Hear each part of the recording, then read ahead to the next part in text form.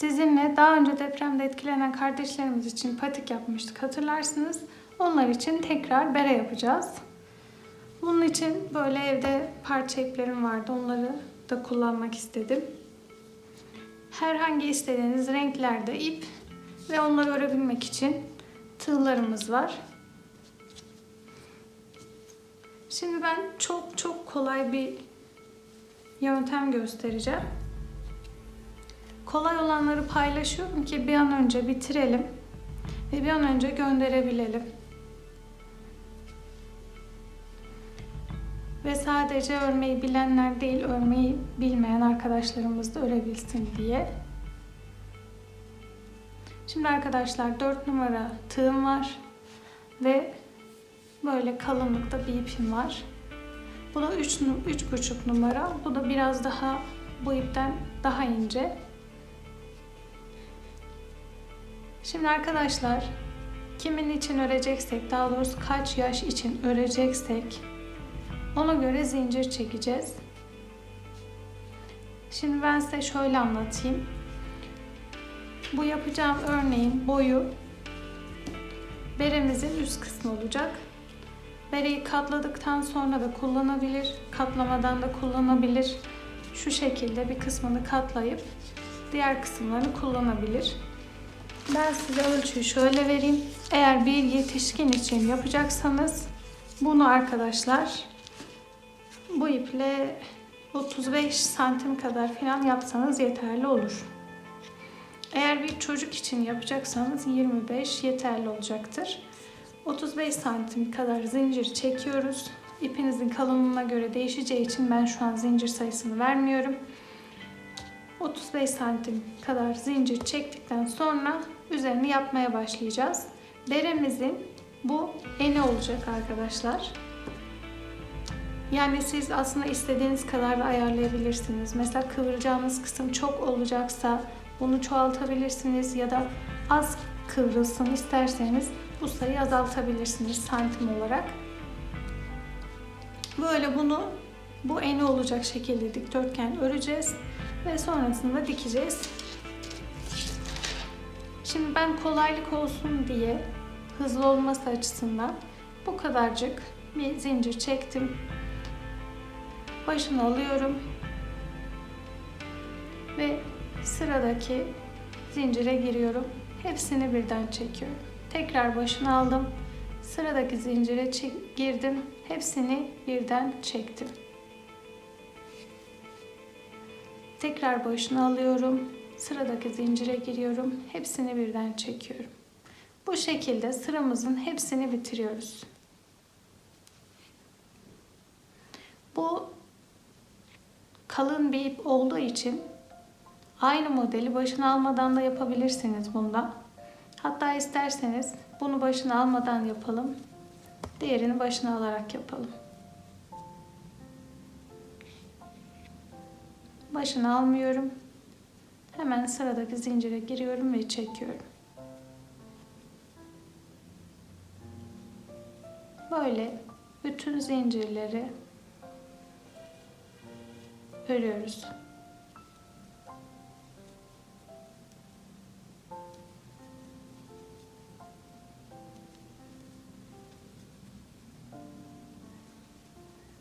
Yine anlamadığınız yerler olursa, sormak istediğiniz şeyler olursa yorumlar kısmından ya da sosyal medya hesaplarımdan yazabilirsiniz.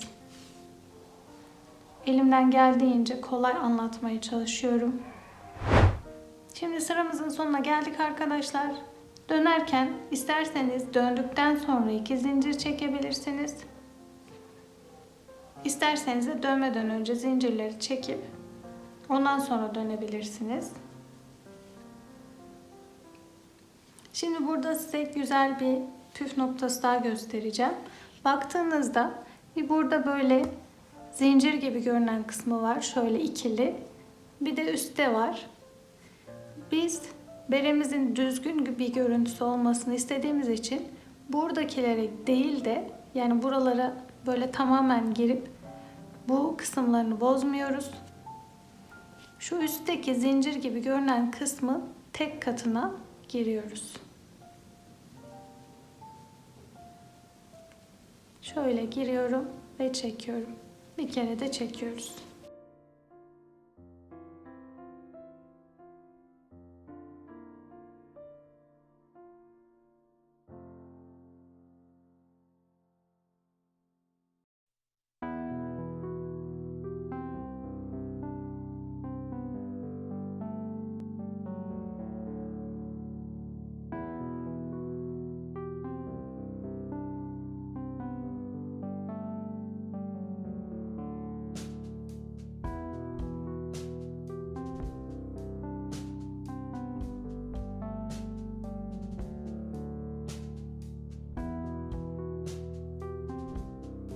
Çocuklar için, hepsi için ölçülerini ayarlayarak yapabilirsiniz. Şimdi sıranın sonuna geldim.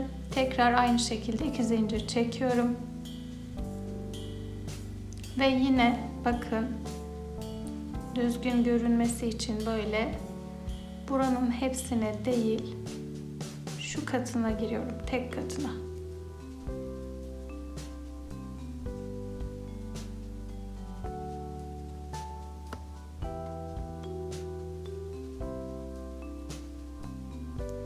Hemen bir gecede örüp ertesi gün kullanabileceğiniz ya da bir gecede bitirebileceğiniz bir model. Şu şekilde çıkıyor. Bakın, arka tarafı da çok düzgün, ön tarafı da çok düzgün. Bunu böyle dediğim gibi bu kısmı, eni böyle katlayarak da kullanabilirsiniz. Şurasına büzüp de pompon yapabilirsiniz ya da büzdürdükten sonra öyle bırakabilirsiniz. Ya da katlamadan bu şekilde de kullanabilirsiniz. Baş ölçüsü kadar bunu dikdörtgen bir şekilde örüyoruz. Yani şurası sizin baş çevresi ölçünüz olacak. Şurası da büzdürülecek. Yine onu bir sonraki videolarda göstereceğim ayrıntılarıyla. Şimdilik bu kadar örüyoruz arkadaşlar. Ondan sonra bunun iki kenarını birleştirip dikiyoruz. Diğer modele geçeyim hemen. Aynı şekilde bu da çok basit. Sadece bunda da başını alıp gideceğiz.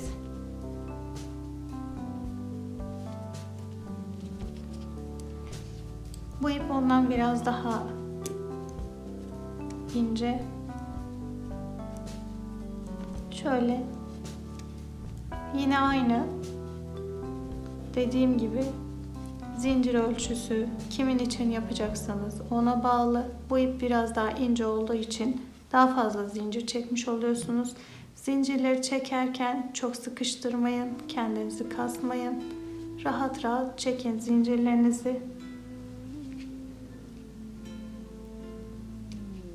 Bu aynı anlattığım ölçülerde yine berenin eni olacak. Bu kadar çok çekmeyeyim ki daha hızlı anlatabileyim. Başını aldım. İlk zinciri atladım. İkinciye giriyorum. İlk zincire girersem çok kasacak çünkü. Tekrar başını aldım. Bir sonraki zincire hemen bütün zincirleri bu şekilde dolduruyoruz. Trabzan yapmayı biliyorsanız arkadaşlar, bu tekli trabzan, ikili trabzan ya da üçlü trabzan yapmayı biliyorsanız ya da bazı videolarımda buna benzer şeyler anlatmıştım. Oralarda izlediyseniz bunları tekli trabzan değil, üçlü ya da ikili trabzan yaparak da yapabilirsiniz. Şimdi sıranın sonuna geldim. 2 tane zincir çekiyorum. Dönüyorum. Bakın şöyleydi. Şu şekilde çevirdim. Tekrar başını aldım. Hemen ilk zincire gireceğim. Ama az önceki anlattığım gibi bunun tek katına giriyorum arkadaşlar. Böyle bütün sıraları yapıyoruz. Dikdörtgen şekilde baş çevresi ölçüsü kadar yapıyoruz. Aynı şekilde bunu bir kere doladıktan sonra buraya girip şöyle 2 kere de çekersek ikili trabzan yapmış oluruz.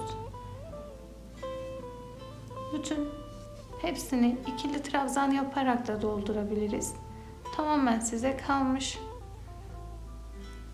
Bunu yine farklı videolarda anlatacağım. Üçlü trabzan da yapabilirsiniz. Başını aldıktan sonra 3 kere de çekebilirsiniz. Ama bütün hepsini o şekilde yapacaksınız.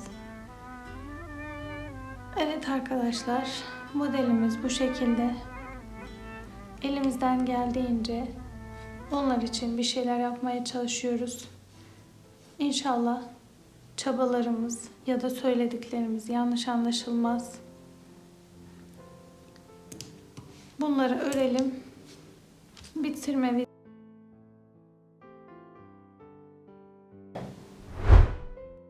Evet arkadaşlar, berenizi bu şekilde ördük ve ben böyle bir kenar rengi seçtim. Şurada ipimiz bitti. Devamını böyle yaptım. Kenar gidiyorum arkadaşlar. Şöyle göstereyim onu da. 2 tane zincir çekiyorum. 2 tane atlayıp arasına giriyorum. Ve çekiyorum. Bu şekilde 2 zincirle bütün her tarafını dolaştım. Dümdüz olmasını istemedim.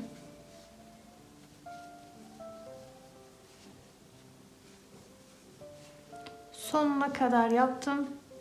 Sizin de görebilmeniz için biraz bıraktım.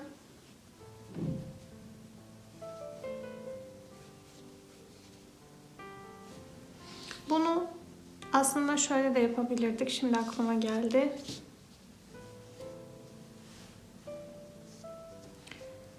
Bunu nasılsa dikeceğiz. Beremizi bu şekilde dikeceğimiz için kenarlarından bu sırayı, en son yaptığımız sırayı, isterseniz bunu tığlayıp bitirdikten sonra tekrar tığlayarak bitirebilirsiniz. Yani kenarına o şekilde gidebilirsiniz. İsterseniz de bir kenarını tığlayıp bir kenarını tığlamadan üzerine kapatıp da yapabilirsiniz. Yani hem bu kenarını tığlamış hem de birbirine dikmiş oluyoruz. Tersini düzünü ayarladıktan sonra dediğim gibi böyle bir şey yapabiliriz aslında. Ya da tamamen tığlamayı bitirdikten sonra yapabiliriz.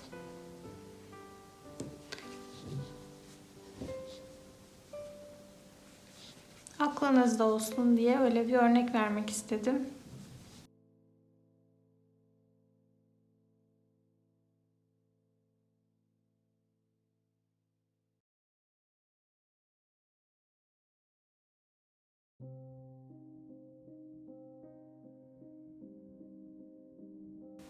Sonuna geldim. Bir tane zincir yapıyorum.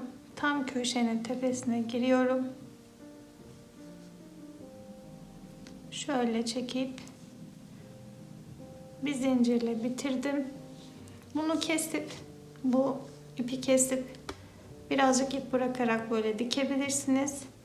Ya da böyle örerek dikebilirsiniz.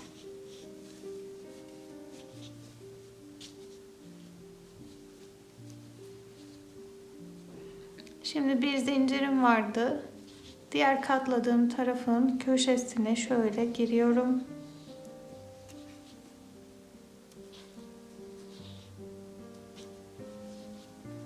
Bu şekilde birleştirdim. Bir zincir çekiyorum.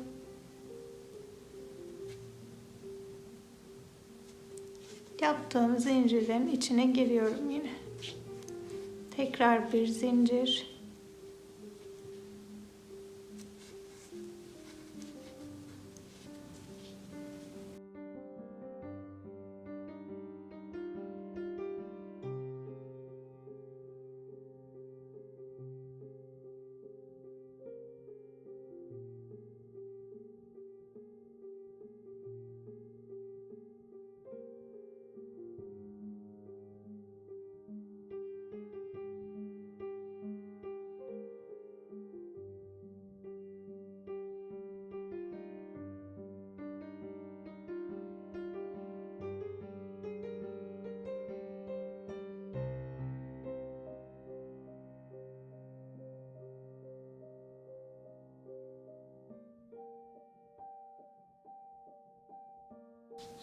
Yine anlamadığınız yerler olursa ya da sormak istediğiniz şeyler olursa yorumlardan veya sosyal medya hesaplarından ulaşabilirsiniz. Elimden geldiğince cevaplayacağım.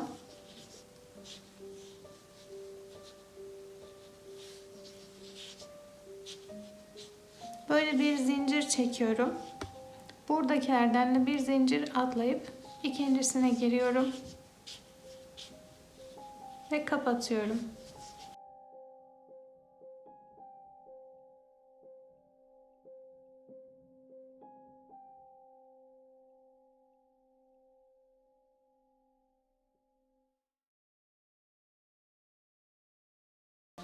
Burada önemli olan noktalardan biri tam ucu ucuna gelecek şekilde tutmanız. Eğer kaydıracağınızı düşünüyorsanız bunu önceden iğneleyebilirsiniz. Bir diğeri ise bunu yaparken gerdirmemeniz. Mesela aralarında bir zincir çekmeden yaparsak ya da bu çekişlerde çok böyle sıkıştırarak yaparsak o zaman gerebilirsiniz. Eğer eliniz sıkıysa, bol öremiyorsanız, yani bunları çekerken çok çekerek yapıyorsanız bir zincir değil de 2 zincir yapın. Ya da ipiniz ince ise, tığınız da ince ise aralarına 2 zincir yapın. 2 zincir yaptıktan sonra bir boşluk bırakıp ikinciye girin. 2 zincir yaparak 2 zincir yaptım diye buradan da 2 zincir atlayarak giderseniz yine aynı şekilde daralır.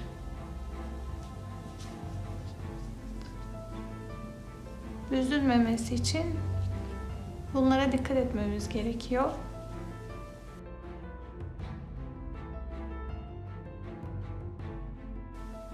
Şöyle tam köşesine kadar yaptım.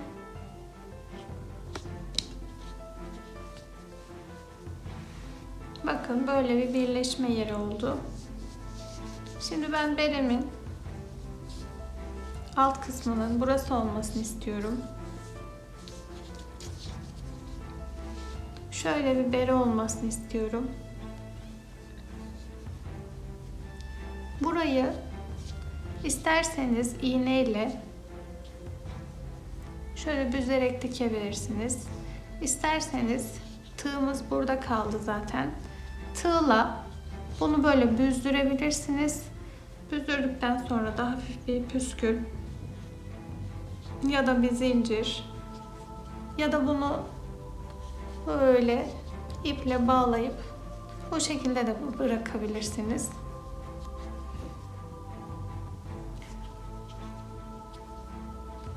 Şimdi ben şöyle ortalıyorum.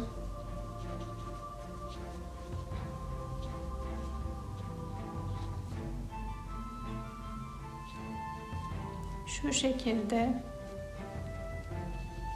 ortalardan da gelerek birleştiriyorum.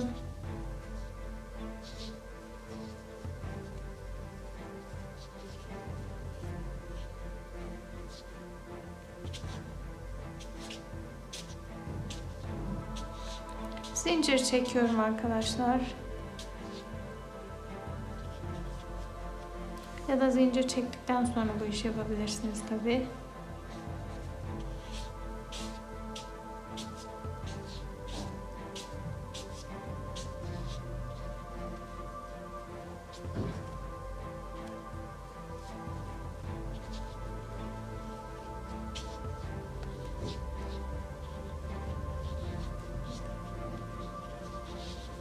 Zincirle bunun etrafını dolanacak kadar zincir çekiyorum.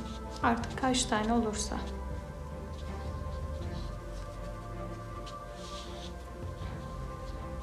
Çok bile çektim.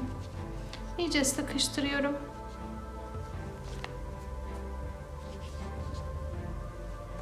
Tekrar bakın başladığım yere geri döndüm.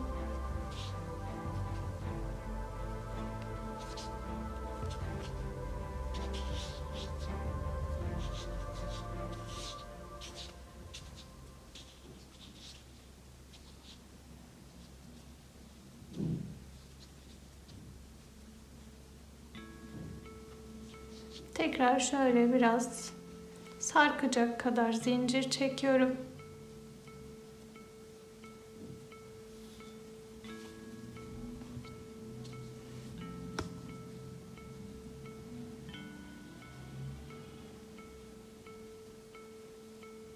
Başını aldım. 3. zincire giriyorum. 2 kere de çektim. Tekrar aynı yere girdim. 2 kere de çektim. Tekrar başını alıp aynı yere girdim. 2 kere de çektim. 3 zincir yapıyorum. Aynı yere giriyorum.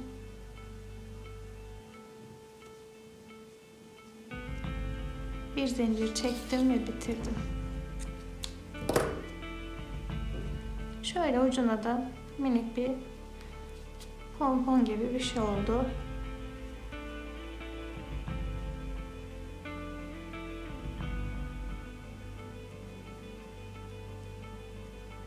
Bunu bu zincirin içine yok edeceğim.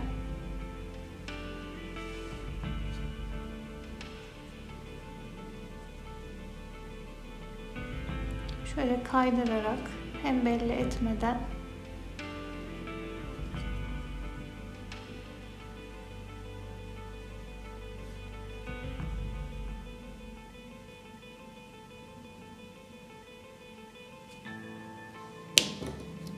içinden geçiriyorum ve kestim. Bakın bu şekilde farklı bir belimiz oldu. Bunun üzerine istediğiniz gibi herhangi motifler ya da figürler yapabilirsiniz. Ya da şu ucuna yaptığım gibi minik minik şeyler yapıp buralarına pompon gibi koyabilirsiniz. Minik minik puantiye diyorlar sanırım. O şekilde değişik süslemeler de yapabilirsiniz. Böyle de bırakabilirsiniz. İnşallah gittiği yere huzur, mutluluk, sağlık götürür. Ve bunu giyenler hiç üşümezler.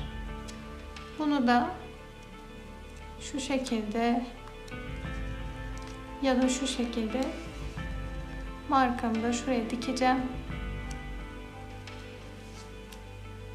Ya da böyle bir şey de olabilir. Evet arkadaşlar, beni dinlediğiniz için, izlediğiniz için çok teşekkür ederim. İnşallah bu günleri atlatacağız. Sosyal medya hesaplarımdan takip ederseniz ve bana destek olursanız sevinirim. Sağlıkla kalın.